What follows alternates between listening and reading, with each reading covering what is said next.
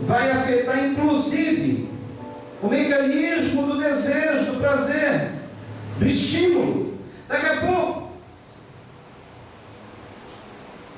se torna um vício, que toda vez para você ser estimulado a procurar a esposa, eu falo do marido para a esposa, mas pode ser da esposa para o marido, vice-versa. Chega um tempo que para procurar o outro, vai precisar daquele estímulo. Já não vai ser uma coisa natural. Provérbios 27, 20. Os olhos do homem nunca se satisfazem. E nós precisamos negar a nossa carne. É difícil, mas temos que negar a nossa carne. Temos que dizer um não. Um basta quando caímos nessa situação. Falar, não, chega, basta. Eu não vou mais incorrer neste erro. A palavra do Senhor diz que os meus olhos nunca se satisfazem. Mas eu quero satisfazer meus olhos naquilo que é lícito. Eu quero me deliciar com o campo fechado, o jardim regado, que o Senhor me deu para mim passear, contemplar, me deliciar. A Bíblia fala principalmente no livro de Cantares, que é um lindo poema, um lindo romance entre o homem e a mulher. Alguns que procuram forçar, dizendo assim, não, Cantares é um livro alegórico, que fala somente do relacionamento de Deus para com a sua igreja, o seu povo. Não. O livro de Cantares pode até ser uma alegoria do amor de Deus pela sua esposa, do amor de Jesus pela sua esposa, mas ele é basicamente um manual de relacionamento para casais. Olha, o livro de Cantares, como um romance puro, ele contém aqueles elementos que tornam um clima entre marido e mulher muito apaixonante. É tão bonito ver as declarações do amor, as declarações de amor de Salomão pela sua companheira, sua amiga, e desta por ele, que é impossível não entrar naquele clima. Casais, já que estamos no mês da família, procurem pelo menos ler um capítulo do livro de Cantares de Salomão, antes de vocês irem dormir, antes de vocês irem para a cama, né? Leiam, é bom. Em vez de ficar assistindo aqueles programas que acabam não trazendo um clima propício. Hoje em dia a televisão tem tanta coisa que não presta. E a verdade é que quando Davi estava tudo bem na vida dele, indo às mil maravilhas, talvez ele nem saiu para guerrear contra o exército, como o exército de Israel, porque as coisas estavam tranquilas demais, a guerra era fácil, o inimigo, praticamente o inimigo vencido, as coisas estavam tranquilas demais no palácio, e é exatamente quando as coisas estão muito tranquilas que pode acontecer o pior.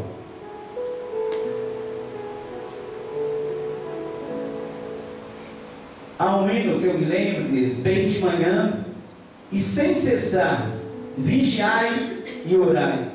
É quando os céus se mostram tranquilos, o dia aparentemente é calmo.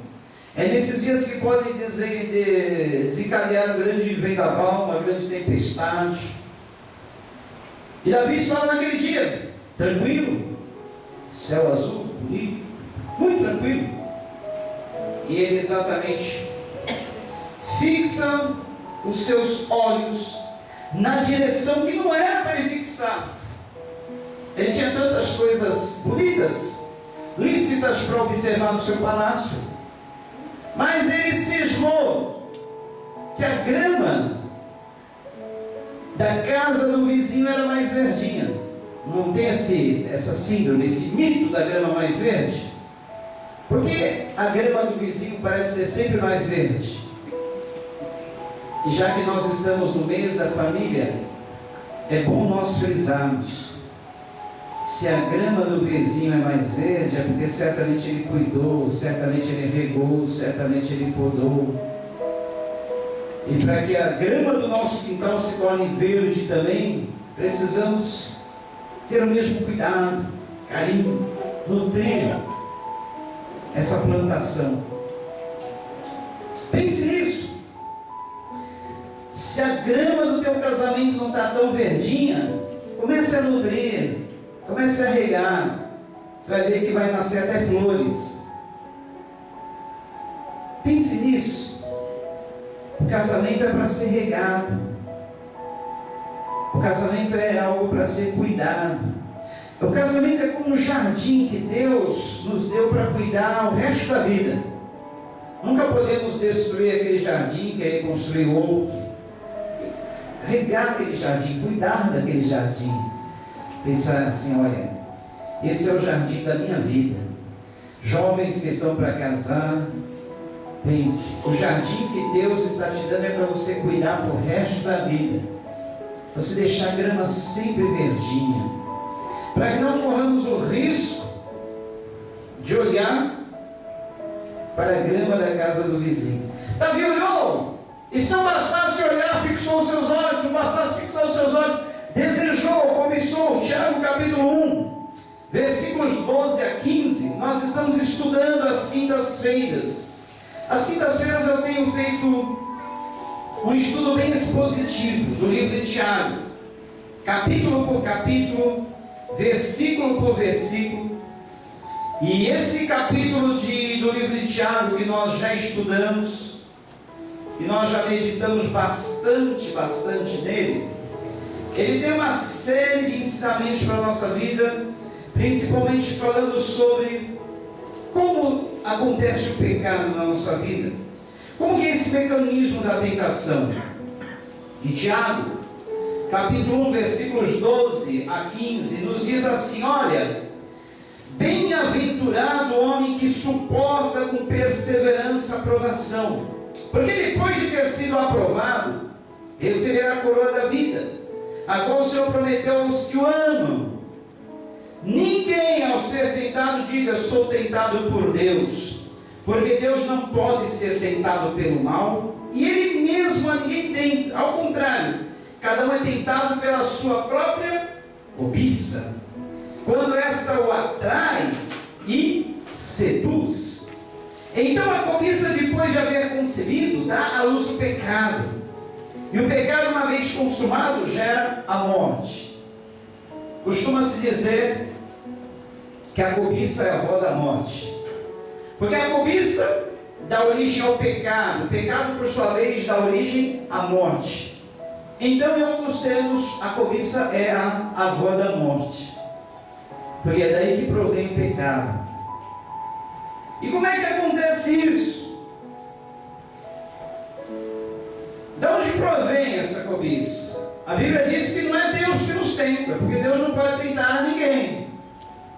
Mas cada um de nós somos tentados pela nossa própria cobiça, porque como diz o livro de Provérbios 27, 20, os olhos do homem nunca se satisfazem. Consegui aquele carrão do ano, último modelo, agora eu estou satisfeito. Mas estamos em 2016, já lançaram o modelo 2017. É esse que eu quero. Meus olhos já se enjoaram desse modelo 2016, eu quero 2017. É uma verdade, os olhos do homem nunca se satisfazem, né? Tem uma moto boa, potente, possante, que é aquela melhor. Às vezes tem uma bela casa, um conforto, mas quer outra. E no campo dos relacionamentos, não deixa de ser diferente. A esposa não deixa nada a desejar. É bonita, carinhosa, atenciosa. Não vou dizer perfeita, porque não existe, né? Marido nem esposa perfeita. Mas tem as qualidades que o homem deseja, mas os olhos do homem nunca se satisfazem. Está sempre querendo outra, sempre querendo mais. E como se não bastasse outra, às vezes quer outras. Mas para todo pecado há uma consequência.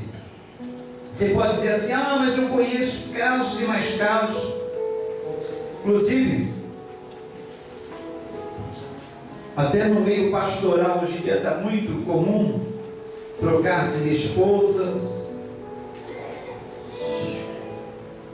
maridos traírem suas esposas, esposos traírem seu marido. Mas eu jamais quero entrar nessa moda. O amor que Deus colocou no meu coração para mim vai para a vida toda. Eu creio que é um amor que nunca se acaba. Porque a primeira carta aos Coríntios, capítulo 13, que eu leio e creio, diz que o amor nunca acaba. Não existe amor que acabe. O amor não acaba. O que acaba, sabe o que é? O nosso desejo de amar. O nosso desejo de amar pode acabar. Mas como o amor não é sentimento, é uma decisão que nós tomamos, amar é verbo. Então não pode ser sentimento. Eu amo, tu amas, ele ama, nós amar é verbo, não é sentimento. Tá certo? Eu tenho amor. Mas amor, sobretudo, é uma ação. E como ação, está ligado ao desejo. Se eu tenho desejo de amar, eu vou manter esse desejo. Mas se eu decido no meu coração, se eu vou na onda, olha, hoje em dia é normal se divorciar. Hoje em dia é normal trocar de esposa. Aí, em pouco tempo eu vou perder o desejo de amar. Qualquer coisinha que acontecer no casamento, eu não vou mais amar. Minha esposa não merece. Eu não vou mais amar meu esposo, ele não merece. Aí eu pergunto, algum de nós merecíamos ser amados por Jesus? Não. Nenhum de nós merecemos ser amados por Jesus. Eu tenho certeza que nenhum de nós merece ser amado pelo nosso cônjuge, um ao outro. Então, no mesmo barco. Se nenhum de nós merece ser amado, eu não posso exigir o amor.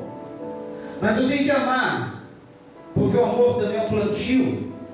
E se eu plantar a semente do amor, eu vou colher a semente do amor. Para todo pecado que nós cometemos, Deus tem um perdão, é verdade. Mas para todo pecado que nós cometemos, há uma consequência. E o segundo livro de Samuel, capítulo 12, versículo 10, diz que a espada, sabe o que é dizer espada? Guerra. A espada, a guerra, nunca jamais se apartou da casa de Davi. Aquele passo errado que ele deu, serviu para mudar a vida dele, mudar a casa, a família dele, mudar as coisas do seu reino. Olha como um pecado, olha como um mal no meio da família. Por isso que a família é a célula máter da sociedade. Olha como o deslize de um homem em meio à família pode entornar tudo à sua volta. O pecado na vida de Davi mexeu com a sua casa, a sua família, mexeu com o reinado, mexeu com tudo à volta. Porque dali, a partir dali, a espada, a guerra nunca mais se afastou da casa de Davi. Sabe o que aconteceu? Davi viu o seu próprio filho guerreando contra ele. Davi teve o desgosto de ver o seu filho transando com as suas concubinas, com as suas mulheres, em praça pública, diante dos olhos de todo mundo. Foi uma vergonha, uma desonra para o rei. O próprio filho dele falou: olha o que eu faço com as mulheres do meu pai. Foi um Big Brother ali, olha, uma casa de vidro, em meio à praça pública, uma cama no meio da praça, e o filho de Davi transando em praça pública com as mulheres do seu pai. Desonra para Davi. Ele viu o próprio filho, um dos seus filhos, matando o outro, porque esse se deitara com a sua meia-irmã. Olha aí quanta confusão da casa de Davi, por causa de um erro. Davi tinha uma filha com uma mulher, filho com outro, e aquele filho acabou cobiçando, desejando a própria irmã, meia-irmã, e forçou, praticamente a estuprou, para que tivesse relações com ele. A Bíblia, esse livro, não esconde nada. A Bíblia mostra a verdade nua e crua. A Bíblia fala, a Bíblia não mostra os seus heróis como mitos inerrantes, como pessoas que não falham. Ela mostra a verdade nua e crua da vida de cada um. E é por isso que eu admiro esse livro. Se fosse um livro forjado pela mão dos homens, não escreveria essas coisas. Que escândalo! O homem segundo o coração de Deus, aconteceu isso na vida dele, aconteceu isso na casa dele, na família dele. O homem segundo o coração de Deus. E aí? Davi nunca mais teve paz até o fim dos seus dias. Ele não podia ter continuado sua vida em paz. Era só ele conter aquele desejo. Era só ele dizer para si mesmo: Davi, tira o olho, Davi, isso não é para você, Davi. Você tem a mulher que você desejar ter, desde que não seja do seu próximo. Davi, olha, se contenta, já tem o seu harém, Davi. Mas, assim como a serpente enganou uma mulher no jardim do Éden, a serpente continua agindo até hoje. Ela mostra para nós frutos que são agradáveis de se ver, frutos que podem proporcionar prazer, mas a serpente não mostra a consequência de comer aquele fruto. Olha, ela só mostra para nós: você vai ter prazer em comer esse fruto, você vai se deliciar, você vai ter um banquete. Esse fruto vai te trazer muitas vantagens, mas não mostra a desvantagem ou as desvantagens, não mostra as consequências. Satanás é um vendedor esperto, é um vendedor que tem uma lábia, ele tem uma conversa.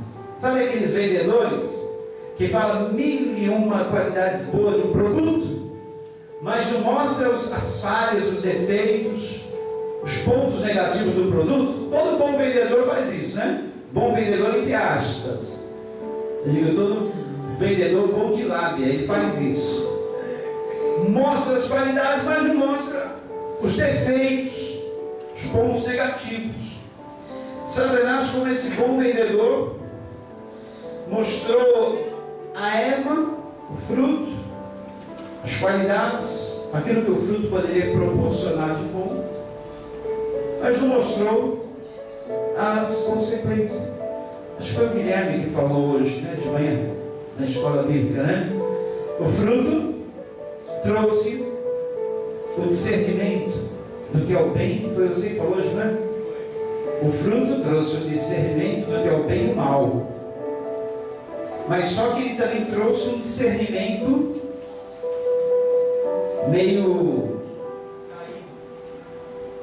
discernimento falso também, um discernimento errado, um discernimento distorcido da verdade. Nós temos discernimento das coisas, só que pelo fato de nós sermos caídos, nós geralmente dizemos que o bom é ruim e que o ruim é bom. Mais ou menos assim, né? O fruto do bem e da árvore do conhecimento do bem e do mal nos trouxe discernimento, para nós discernirmos o que é o bem e o mal. Só que pelo fato de nós termos caído, nos corrompido, esse discernimento veio com falhas, e muitas vezes nós não conseguimos discernir direito o que é o bem e o que é o mal. Olha como são as coisas. Até uma pessoa madura, experiente, bem vivida, ela pode ter dificuldade em discernir uma coisa tão simples. Exemplo: mão direita e mão esquerda. Vocês já tiveram essa experiência de estar no meio de um trânsito, alguém te fala, vira à direita, você vira à esquerda? Já? O que é isso, né? Aconteceu comigo, semana passada, segunda-feira, fomos levar o casal de pastores lá em São Paulo. E subimos a serra já no final do dia. Estava aquele trânsito da hora do rush, que é meio doido em São Paulo. E eu me perdi lá, na região de perto do Ipiranga. Demorei mais ali para achar o local do que para subir a serra. E teve uma hora que minha cabeça estava tão confusa que o pastor me falou: vira à direita. E eu virei à esquerda. Falei: que isso? Eu não estou discernindo entre a mão direita e a mão esquerda? Já vi ter criança, né? Já aconteceu você? Eu fiquei preocupado. Falei: que é isso? Eu sempre, a vantagem de ter uma esposa que estuda psicologia, né, que a gente sempre vai consultar ela de graça. O que a psicologia fala sobre isso? É normal? Será que eu estou ficando doido, Pinel? Não estou sabendo qual que é a minha mão direita e a mão esquerda? Não, é normal. Sabe como eu faço para não errar? Eu sei que a minha mão esquerda é a mão da aliança. Aí eu jamais... Tem gente que faz isso também. Então não é só criança que tem dificuldade de discernir entre a mão direita e a mão esquerda. Fala, ligado. Então toda vez que fala esquerda, eu vou lembrar da aliança esquerda. Mas às vezes, olha, uma coisa tão simples, a gente erra. Imagine, diante de grandes decisões, como nós podemos errar entre duas escolhas, entre duas opções. Porque isso é o discernimento caído que nós temos. É o discernimento distorcido que nós temos. E às vezes, algo apresenta-se para você como algo bom, ideal, legal, joia. Mas não é. O nosso discernimento falho está dizendo que é bom, mas não é. É daí que nós precisamos pedir direção a Deus em tudo. Senhor, eu estou sentindo. Sentir já não é bom. Porque o sentimento às vezes pode ser errado, falso. Você sem convicção, mas às vezes nós sentimos, eu estou sentindo isso. É aí que nós precisamos colocar diante de Deus: Senhor, isso vai vir de ti? Devo tomar a decisão assim? Ou não? Que Davi, por um momento, ele se deixou inebriar pelo prazer de olhar um corpo lindo de uma mulher linda, e ele se perdeu naquela estrada. O discernimento dele já entrou em parafuso, e ele já não conseguiu mais discernir direito. Ele não pensou nas consequências que aquilo poderia trazer para ele. Ele não pensou em nada disso. Ele só quis ter o prazer momentâneo naquela hora, naquele momento. Ele não pensou em mais nada, porque os olhos do homem nunca se satisfazem. Não, eu quero ela, traz ela para mim, eu sou o rei, eu posso. É só você ir lá e dizer que o rei mandou chamar, ela não vai poder negar, não vai nada.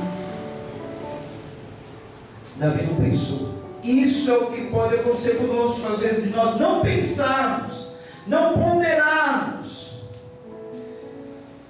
não refletirmos naquilo que nós estamos fazendo. Um passo desastroso que nós estamos para dar.